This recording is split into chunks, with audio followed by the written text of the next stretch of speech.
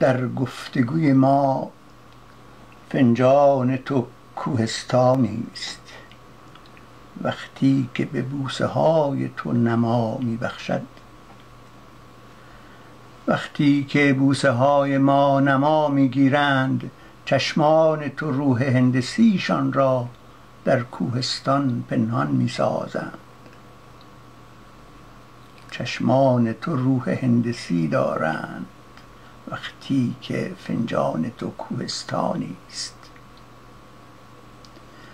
و بوسه که از کنار دست چپ تو می افتد در دهان راست من. در گفتگوی ما آن دم که نگاه صخره در نگاه پر می ماند، او ضلع مربع پریدن را می داند.